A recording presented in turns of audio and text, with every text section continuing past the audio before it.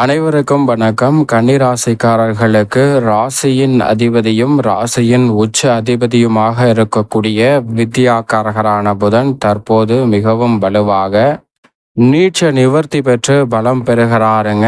எதிர்பார்ப்புகளை பூர்த்தி செய்யக்கூடிய 7ஆம் இடமான சப்தமத்தில் அமர்ந்திருந்தாலும் அங்கு வலுவிழந்த அமைப்பில் நீச்சகதியில் வலம் வந்த ராசியின் அதிபதியான புதன் தற்போது அஷ்டமத்தில் உச்சம் பெற்றிருக்கக்கூடிய அவரின் நட்பு கிரகமான சூரியனுடன் இணைகிறாருங்க. அஷ்டமஸ்தானம் என்பதால் சற்று அலைச்சல் அதிகரிக்கலாம். ஆனால் சப்தமத்தில் நீச்சம் பெற்றிருப்பதை காட்டிலும் அவர் அஷ்டமத்தில் நுழைந்தாலும் கூட பலம் பொருந்திய அமைப்பில் நுழைகிறார். எனவே நீங்கள் எதிர்பார்க்கக்கூடிய மதிநுட்பத்தை நன்கு பயன்படுத்துவதற்கான சந்தர்ப்பம் உறுதியாகவே உங்களை தேடி வருகிறது. சிக்கல் நிறைந்த வாய்ப்புகள் ஏற்பட்டாலும் கூட அந்த சிக்கல் நிறைந்த பணிகளை, சவால் நிறைந்த பணிகளை திறன்பட மேற்கொள்வதற்கான நல்ல அறிவாற்றலையும் அற்புதமான வாய்ப்புகளையும் சந்தர்ப்பங்களையும் இந்த வேளையில் ஏற்படுத்தி கொடுக்க போகிறார். எனவே இந்த தருணத்தை சரியாக நுணுக்கமாக கன்னிராசிக்காரர்கள் பயன்படுத்தி கொள்வது நல்ல மாற்றத்தை ஏற்படுத்தி கொடுக்கும். ஏனென்றால் அவர் ராசிக்கு மட்டும் அதிபதி அல்ல,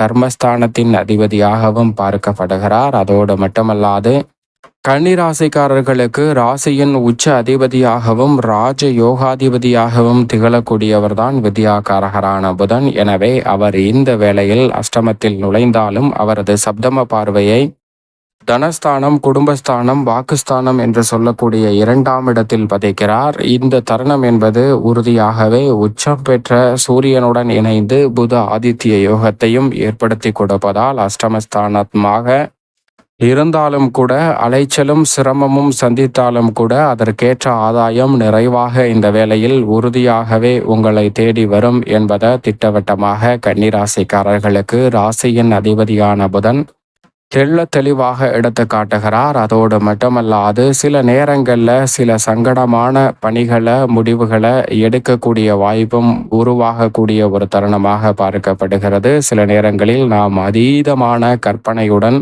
சில விஷயங்களை அணுகும் போது அவை தோல்வியடைவதற்கான வாய்ப்பும் இருக்கிறது. உதாரணமாக ஒரு மிகப்பெரிய சாம்ராஜ்யத்தின் ராஜாவாக இருக்கக்கூடிய ஒரு அரசர் ஒரு போட்டி ஒன்றை அறிவிக்கிறார். அது என்ன போட்டி என்றால், அவருடைய அரண்மனை வாயிலில் இருக்கக்கூடிய பாதுகாப்பு கதவாக இருக்கக்கூடிய இரும்பு கதவை தள்ளி திறக்கக்கூடிய நபர்களுக்கு தனது ராஜ்யத்தின் ஒரு பகுதியை பிரித்து கொடுத்து சிற்றரசராக மாற்றப் போகிறேன் என்ற அறிவிப்பை வெளியிடுகிறார்.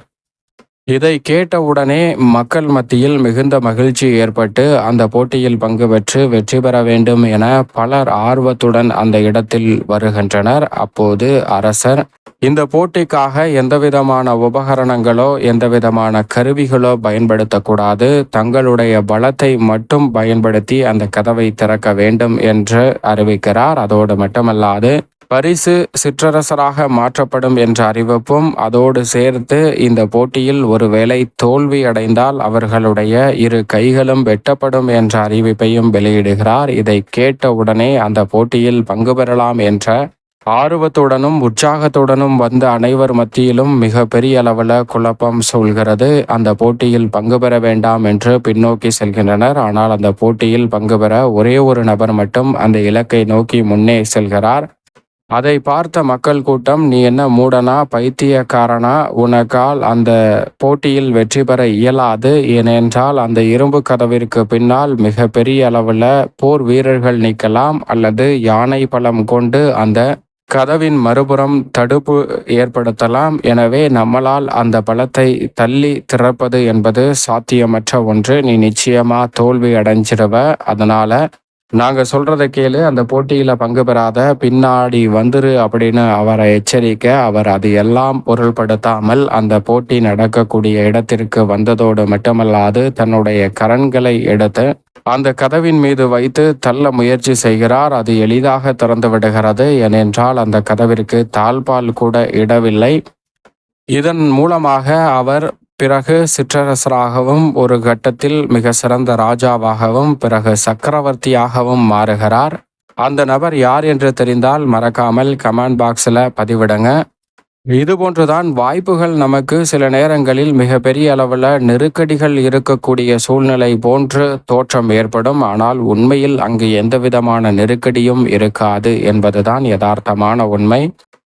ஆனால் நம்மளுடைய மனதில் இந்த நெருக்கடி ஏற்படுமோ, அந்த நெருக்கடி ஏற்படுமோ, இதனால இவ்வளவு பெரிய நட்டம் வருமோ, இழப்பு வருமோ என்ற ஒரு பயமும் அச்சமும் அதீதமாக ஏற்படுவதால் தொழில் ரீதியாக மிக சிறப்பான திட்டங்கள் இருந்தும் அவற்றை செயல்படுத்த முடியாமல் நாம் சிந்தனையிலே தோல்வியடைய செய்கிறோம் என்பதுதான் கன்னிராசிக்காரர்களுக்கு யதார்த்தமான உண்மையாக பார்க்கப்படுகிறது. ஆனால் இந்த வேளையில் வித்யாகாரகரான புதன் அஷ்டமத்தில் நுழைந்திருப்பதால் இந்த தருணத்தில் நீங்கள் எதிர்பாராத நல்ல வாய்ப்புகள் நிச்சயமாக சிரமம் நிறைந்தவையாக தான் கிடைக்கும். ஆனால் அவற்றில் உங்களுடைய அறிவாற்றலையும் மதிநுட்பத்தையும் சிறப்பாக பயன்படுத்துவதற்கான வாய்ப்பை ராசியின் அதிபதியான புதன் ஏற்படுத்தி கொடுக்கிறார். நன்கு பயன்படுத்தி கொண்டால் மிக எளிய முறையில் வெற்றி வாய்ப்பையும் முன்னேற்றத்தையும் அபரிவிதமாக சந்திப்பதற்கான யோகம் கிடைக்கிறது என்பதை திட்டவட்டமாக வக்ர நிவர்த்தி பெற்று பலம் பொருந்திய அமைப்பில் ராசியின் அதிபதியான புதன் எழுதிய தலைவிதியாக நிச்சயமாக கன்னிராசிக்காரர்களுக்கு அமைய போகிறது என்பதுதான் யதார்த்தமான உண்மையாக பார்க்கப்படுகிறது. இந்த தருணத்தில் குடும்ப ரீதியாக பல்வேறு வகையான பிரச்சனைகள் முற்றிலுமாக விலகும். சிறு முயற்சியிலே மிக பிரம்மாண்டமான வெற்றி வாய்ப்பும் முன்னேற்றத்திற்கான நல்ல சந்தர்ப்பமும் உறுதியாக உங்களை தேடி வருகிறது. அதோடு மட்டுமல்லாது தொழில்துறை வியாபாரத்துறையில் நீங்கள் எதிர்பாராத ஊதிய உயர்வு, பதவி உயர்வு மற்றும் வாடிக்கையாளர்கள், பங்குதாரர்கள் என அனைவருடைய ஒத்துழைப்பும் சாதகமாக இந்த வேளையில் கிடைக்கும். திட்டமிடுதலை காட்டிலும் மிக எளிய முறையில் பல பணிகள் உங்களுக்கு சாதகமாக கைவிடுவதற்கான நல்ல வாய்ப்பும் சந்தர்ப்பமும் நிறைவாக கிடைக்க போகிறது. எனவே இந்த சந்தர்ப்பத்தை தவறவிடாமல் நிச்சயமாக கன்னிராசிக்காரர்கள் பயன்படுத்தி கொள்ளுங்கள். அதோடு மட்டுமல்லாது இந்த தருணத்தில் வித்யாகாரகரான புதன் அஷ்டமத்தில் நுழைந்திருப்பதால் சற்று அலைச்சல் என்பது அரசியல், கலைத்துறை மற்றும் கணினித்துறை என பல்வேறு வகையான துறைகளில் ஏற்படுவதற்கான வாய்ப்பு உள்ளது. ஆனால் அத்தனை வாய்ப்புகளும் உங்களுடைய வளர்ச்சிக்கு பக்க உறுதுணையாக அமையும். அலைச்சல் சிரமம் ஏற்பட்டாலும் கடின உழைப்பை வெளிப்படுத்தினாலும் அதற்கேற்ற பலனை நிறைவாக பெற முடியும். விவசாயம் சார்ந்த பணிகளிலும் நீங்கள் எதிர்பார்க்கக்கூடிய அற்புதமான வாய்ப்புகள் காத்திருக்கும் மகிழ்ச்சியாக உங்களை தேடி வரப்போகிறது என்பதை திட்டவட்டமாக கன்னிராசிக்காரர்களுக்கு உறுதிப்படுத்தி கொடுக்கிறாருங்க. சரியாக பயன்படுத்தி கொள்ளுங்கள். மேலும் இந்த வேளையில் பொன் கிடைத்தாலும் புதன் கிடைக்காது என்று சொல்வார்கள். அப்படிப்பட்ட புதன்கிழமை விரதம் இருந்து அருகாமையில் உள்ள பெருமாள் ஆலயம் சென்று கன்னிராசிக்காரர்கள் தீபம் ஏற்றி வழிபாடு செய்யுங்கள். தடை தாமதம் தகர்த்தெறியப்படும். ஏனென்றால் பெருமாளின் சாராம்சத்தை வெளிப்படுத்தக்கூடிய அற்புதமான கிரகமாக வித்யாகாரகரான புதன் பார்க்கப்படுகிறார். எனவே புதன்கிழமை பெருமாளை வழிபடுவதால் மிக அற்புதமான வாய்ப்புகளும் சந்தர்ப்பங்களும் காத்திருக்கும் மகிழ்ச்சியாக உறுதியாகவே இந்த தருணத்தில் கன்னிராசிக்காரர்களை தேடி வரும் என்பதில் சந்தேகமே இல்லை. புதன் எழுதும் தலைவிதியும் மிக சிறப்பான மாற்றத்தை நிச்சயமாக ஏற்படுத்தி கொடுக்கும்.